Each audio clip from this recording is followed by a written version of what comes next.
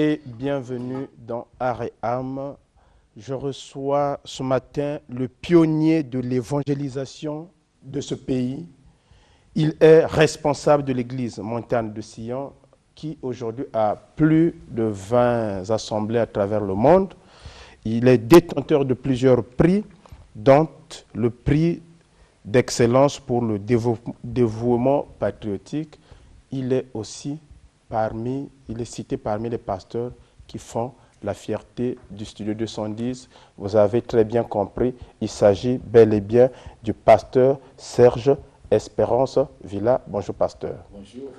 Et avec donc le pasteur, nous parlions de pourquoi appelle-t-on Jésus le Christ. Wow.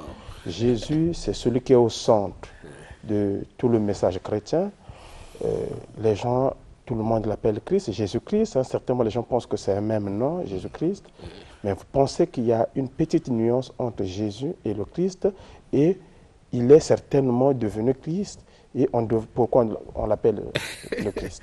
Voilà, merci d'ailleurs. Je voulais vous remercier de votre bienveillance, de m'avoir fait l'honneur d'être ici dans votre studio que je respecte beaucoup. J'ai beaucoup d'estime, beaucoup de respect aussi pour le travail que vous êtes en train de faire. Merci beaucoup. Félicitations d'ailleurs. Merci beaucoup, ça nous va droit au cœur. Justement, je pense que là, vous touchez au problème clé, au problème central. Au problème central de la vie. Et vous savez, beaucoup de gens, quand on leur parle de Jésus, Christ, ils croient que Jésus c'est le nom, Christ c'est le prénom. Et donc il y a un quiproquo, parfois une confusion totale. Et plusieurs personnes ne savent pas réellement Jésus et le Christ. Je ne parle pas de Jésus-Christ, mais Jésus le Christ. En réalité, la venue du Messie était une priorité pour Dieu. Après avoir péché et l'homme a désobéi, Satan a trompé l'homme et l'homme s'est séparé de Dieu. Dieu a pensé qu'il fallait donner la réponse à l'humanité pour sauver l'humanité. Donc il fallait que le Christ, le Messie, le Oint, celui qui devait venir pour sauver l'homme, pour ramener encore l'homme vers Dieu. Donc voilà pourquoi le Messie ou le Christ, c'est le problème fondamental de l'humanité. Le problème fondamental de l'humanité, mais aussi le problème fondamental de l'Église, finalement homme de Dieu. Pourquoi on l'appelle le Christ? Ah, je sens que ça bouillonne dans votre cœur. Mais bien sûr. Vous voulez directement aller... Mais je veux d'abord, je veux étancher votre soif, ne vous en faites pas. Allez-y. Mais avant d'aller directement, pourquoi on l'appelle Christ? Justement, c'est ça la grande révélation.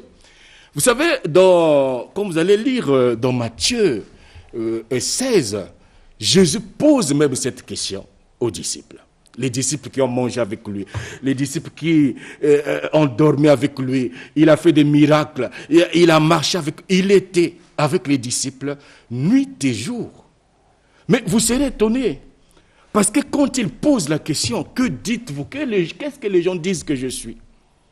Et que dites-vous que je suis? Les disciples ne savaient pas. Pourtant, ils étaient avec Jésus. Ils ont mangé avec Jésus.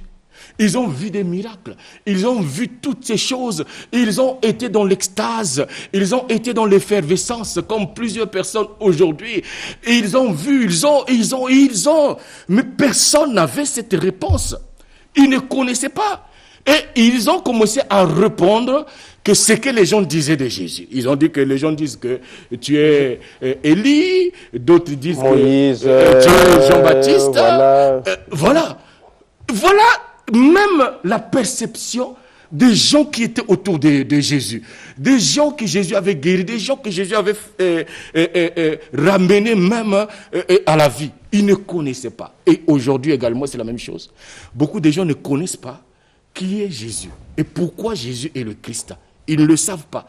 Mais heureusement, ce jour-là, Pierre a eu la révélation. Il dit que tu es le Christ, le Fils du Dieu vivant. Ah, Jésus était extasié.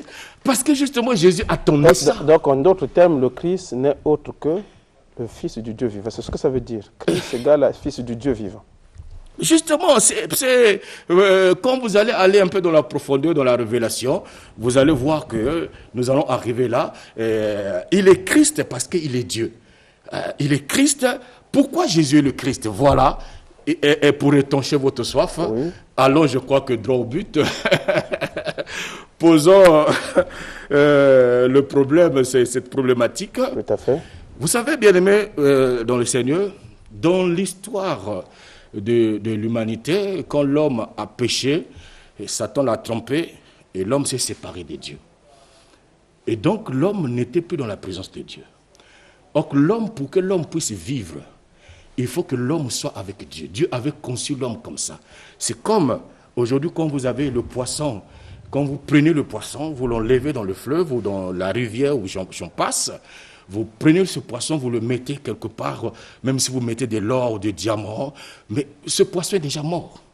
Quelque temps après, le poisson va mourir. Parce que ce n'est pas l'espace prédestiné pour le poisson. Ce n'est pas sa place. Et justement, c'est la même chose qui s'est passée avec l'homme. Quand l'homme a péché, quand l'homme a désobéi, il a brisé l'alliance. Alors, Dieu s'est séparé de l'homme. L'homme s'est séparé de Dieu. L'homme, maintenant, était loin de Dieu.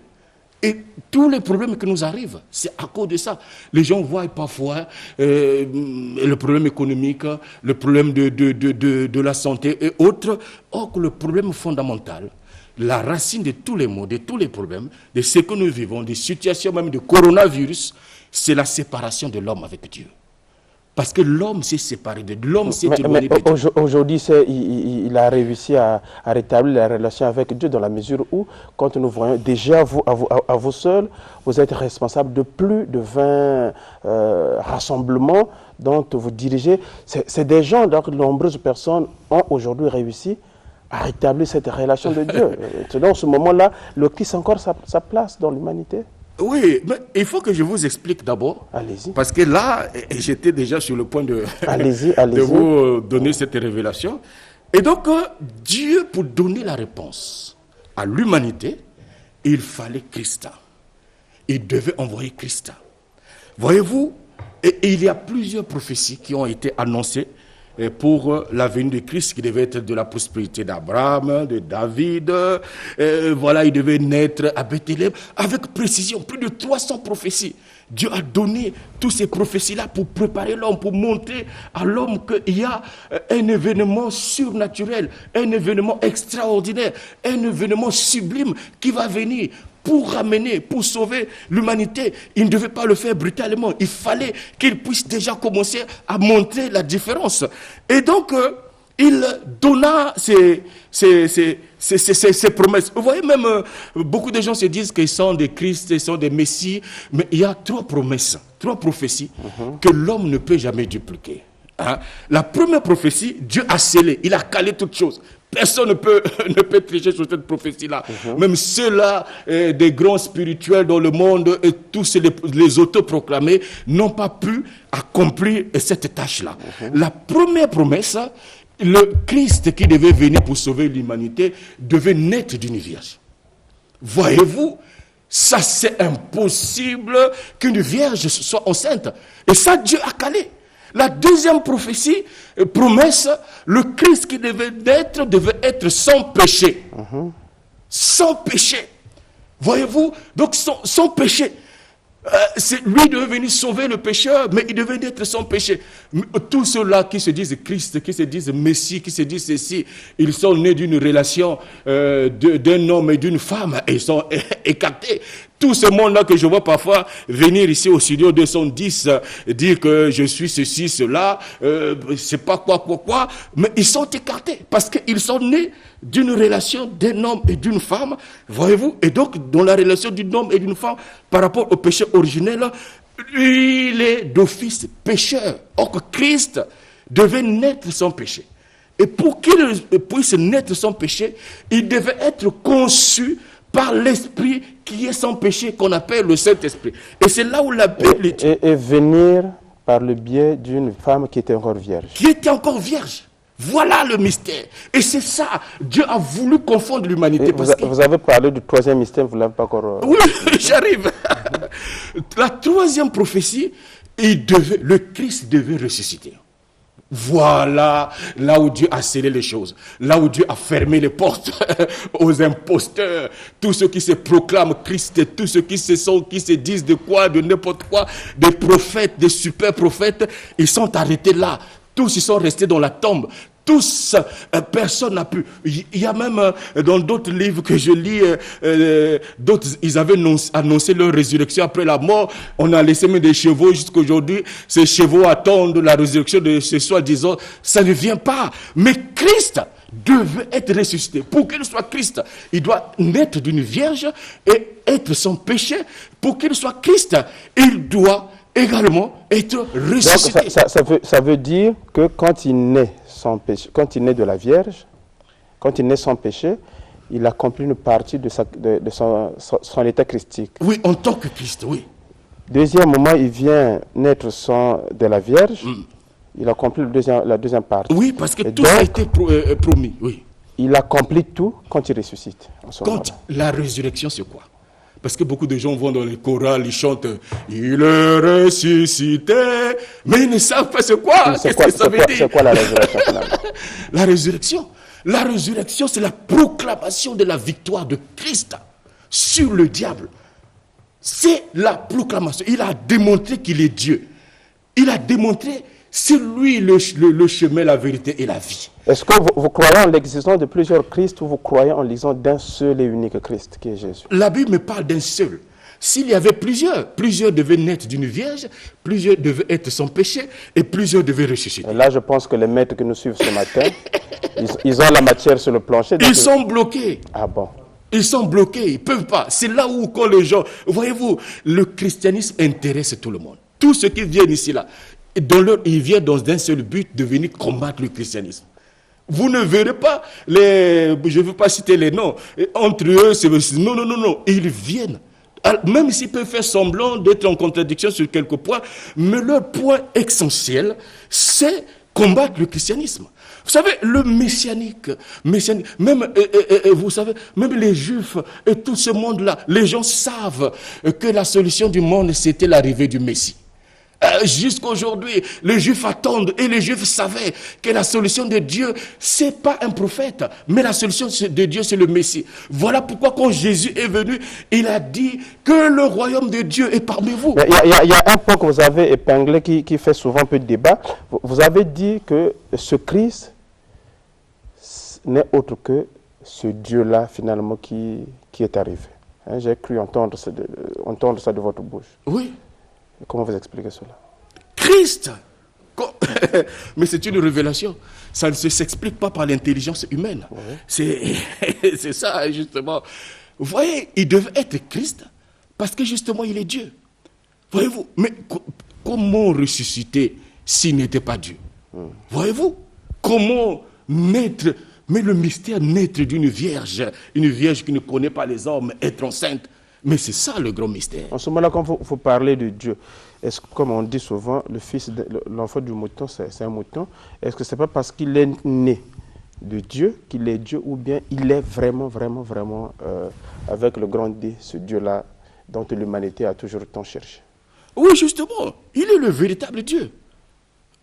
Christ, on lui habitait toute, la Bible dit, on lui habite toute la plénitude de la divinité. Donc, toute la plénitude. Il est Dieu. C'est lui, justement, Dieu. Et Jésus sur la terre, il était 100% homme et 100% Dieu. Ça aussi, c'est un autre enseignement. Un autre enseignement. Mais je parle de Christ. Christ, l'Esprit qui est rentré en Jésus, cette plénitude-là, cette attribution-là, cette fonction-là, cette alliance messianique qu'on appelle, alléluia, l'alliance du salut, le Messie, le Christ est Dieu. Le Christ est Dieu. C'est lui. Voilà pourquoi il dit, personne ne peut être sauvé sinon par lui. Par lui. Il dit qu'il est le chemin, la vérité et la vie. Pourquoi il le dit? Parce qu'il est Dieu. Il a démontré les limites de l'homme. Il a démontré à l'homme, même quand il est venu sur cette terre, il a marché sur les eaux, il a ressuscité les morts, il a multiplié les pains. Pourquoi il a fait ça? C'est pour qu'il démontre qu'il est Dieu. Il a démontré cette puissance-là, la toute-puissance. En tant que Dieu, c'est lui le pourvoyeur. La solution du Congo, la solution du monde. Vous voyez, les gens sont en train de pleurer, par exemple, pour le coronavirus, mais parce que notre foi est dans la science. Notre foi, c'est vrai. Notre foi est dans la science. Nous attendons un vaccin, nous attendons un médicament. Nous n'avons pas véritablement tourné nos regards vers Christ. Mais il y a quelqu'un qui peut dire, mais comment le pasteur, lui au moins, il a tourné le regard vers le Christ, et celui qui porte la bavette. Je vais répondre, bien sûr. Mais justement, okay. Je vais répondre. Vous savez, la foi sans la connaissance, c'est une foi morte. Dieu, Jésus, quand son temps n'était pas arrivé, la lui dit qu'il fouillait. Et même Dieu est venu dire à Joseph, prends l'enfant, amène en Égypte. Il nous donne ce verset, il dit, soyez prudents comme le serpent. Beaucoup de gens ne connaissent pas la parole de Dieu. Et voilà pourquoi, dans plusieurs foyers chrétiens, en Europe, voyez-vous, il y a eu beaucoup de foyers de la maladie parce que les gens sont dans l'extase, les gens sont dans le sensationnel. Ils ne sont pas basés sur les Écritures. S'il y a la maladie s'est avérée. Oui, Christ nous demande d'être prudent et je peux porter la bavette. L'ambassadeur de Christ, je l'ai dit tantôt, responsable de l'église Montagne de Sion, elle est où située, où l'église mère? Bon, l'église mère, c'est vrai que c'est à Mongali, sur le rond-point de Mongali, sur les berges de Mfoua. Donc, quand vous êtes sur le rond-point Mongali, vous cherchez la rue Gamboma, et sur les berges de Mfoua, justement là, c'est situé la montagne. J'ai ouï dire que vous êtes la première personne, le premier Congolais qui avait osé faire une évangélisation au stade Massamba Deba. Vous êtes le pionnier, vous êtes celui normalement sur qui l'église, toute l'église devrait saluer parce que vous avez montré le chemin. Bon, vous savez, quand vous avez la parole de Dieu, vous ne voyez pas les choses de cette façon-là. Quand même, je vais, c'est vrai, pour la première fois dans l'histoire de ce pays, je dis bien dans l'histoire, bon, ce n'est pas un trophée, c'est dans l'histoire de ce pays, je suis le premier pasteur qui a osé aller au stade Alphonse Massamba Deba. En ce temps-là, même les autres pasteurs disaient non, c'est pas pour le Congolais de Brazzaville. Pourquoi tu fais des choses comme ça? Ça ne marchera pas, tu es orgueilleux. Mais moi, je ne faisais pas ça pour me faire voir. C'était une conclusion d'une tournée d'évangélisation que nous avons commencé. Et donc, je voulais que ça se passe au stade Alphonse Massamba Deba. Donc, dans l'histoire de ce pays, justement, c'est moi qui ai osé, le premier, d'aller au stade Alphonse Massamba Deba par la grâce du Seigneur. Mais c'est pas quelque chose mérite ou quoi, mais c'est par sa grâce. Merci beaucoup, homme de Dieu. Mais le contact avec lequel on peut joindre le pasteur et l'église Montagne de Sion, parce que tous ceux qui vous ont entendu aimeraient certainement poursuivre ces enseignements, pasteur. Et c'est fini déjà l'émission? C'est fini, pasteur. Mais je n'ai pas démontré pourquoi Jésus est le Christ. Vous l'avez dit, vous avez donné les 3 éléments et on pourra continuer. Oui, j'ai donné les 3 éléments, mais il y a des choses complémentaires. On le continuera prochainement, pasteur. Bon, d'accord. Merci beaucoup, ça a été intéressant, que Dieu soit loué. Amen. Je suis très content de passer sur votre... donc, je suis au 05 556 02 54. Et je voulais aussi rassurer à tous ceux qui me suivent et qui souvent ont l'habitude ou bien qui veulent aussi venir à la montagne des Sion. Nous avons pris des mesures imposantes pour le respect de l'état d'urgence. Et donc, nous n'avons que 50 chaises que nous avons laissées dans l'église, dans toute l'église, pour respecter également tout ce que l'autorité nous a demandé de faire. Donc, nous avons laissé 50 places et nous désinfectons l'église chaque fois, chaque samedi avant le culte, nous désinfectons. Donc, je voulais rassurer, à chaque culte que nous faisons, nous désinfectons aussi.